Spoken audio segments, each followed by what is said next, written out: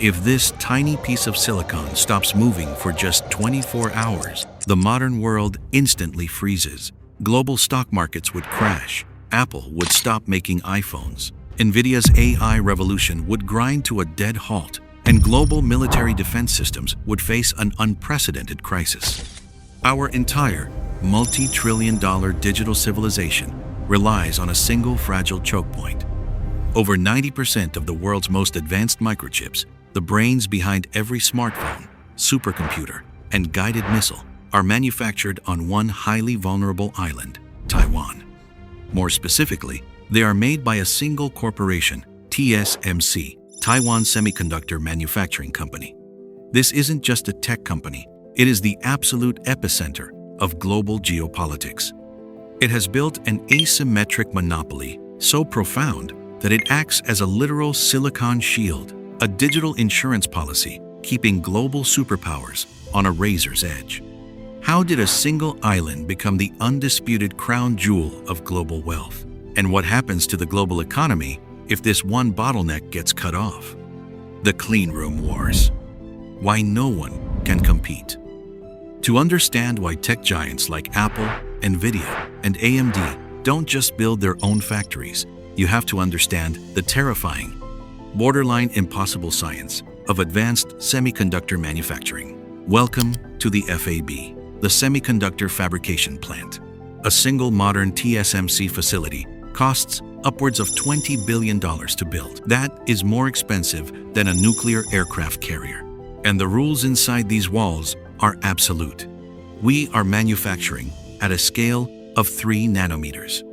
For context, a single strand of human DNA is about 2.5 nanometers wide.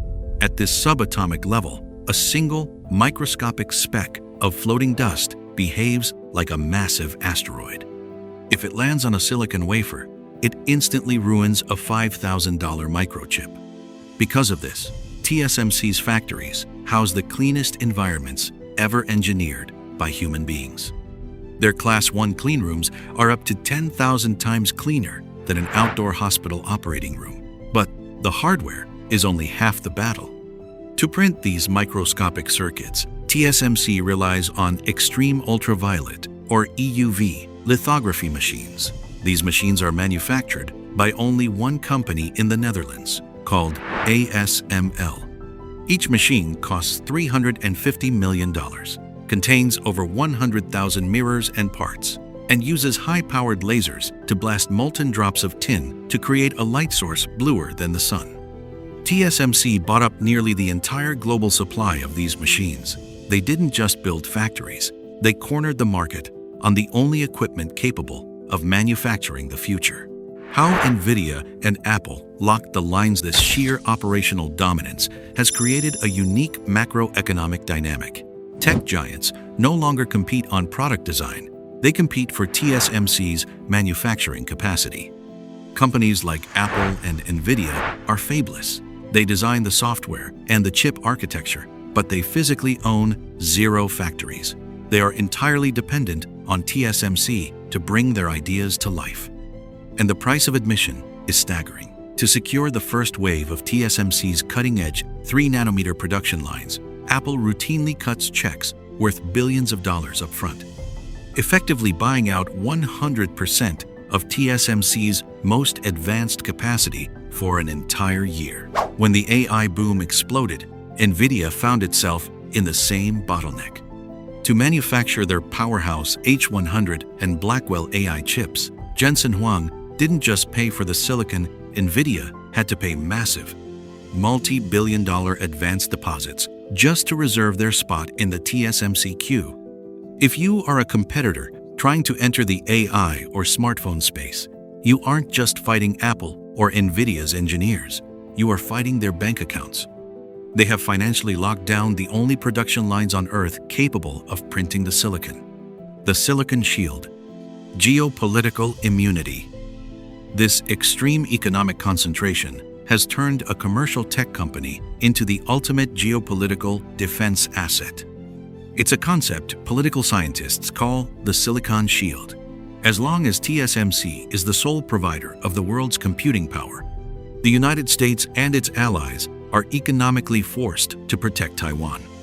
If a conflict breaks out and these factories are damaged, the global economy doesn't just enter a recession, it enters a digital dark age. According to estimates by Bloomberg Economics, a total shutdown of Taiwan's chip supply would wipe out roughly $10 trillion from the global economy, about 10% of global GDP, dwarfing the economic damage of the 2008 financial crisis and the pandemic combined. This creates a terrifying paradox. The world's entire technological infrastructure is built on a foundation of profound geographic instability. Taiwan sits directly on a major tectonic fault line, subject to volatile earthquakes, and rests in the dead center of the tensest geopolitical standoff of the 21st century. The impossible replication. Superpowers are waking up to this vulnerability. The United States passed the CHIPS Act, pumping over $52 billion into bringing semiconductor manufacturing back to American soil. TSMC itself is spending tens of billions building massive new facilities in the deserts of Arizona and the plains of Germany. But building the concrete shell is the easy part. Replicating the ecosystem is nearly impossible. TSMC's dominance isn't just about the physical buildings. It is about a highly specialized, generational workforce of elite engineers who work in grueling 24-hour rotating shifts. It is about an ultra-dense network of thousands of local suppliers, chemical refiners, and testing facilities clustered tightly on a single island. Moving a TSMC factory out of Taiwan is like trying to transplant a vital organ without any of the surrounding arteries. For now, the global economy remains locked in this uneasy equilibrium. Every time you open an app, generate an AI image, or watch a stock price tick upward, your digital life is routing through a highly precise, hyper-delicate factory floor on a vulnerable island. We have built the most advanced digital civilization in human history, but we chose to put its entire brain in one single basket. And the clock is ticking.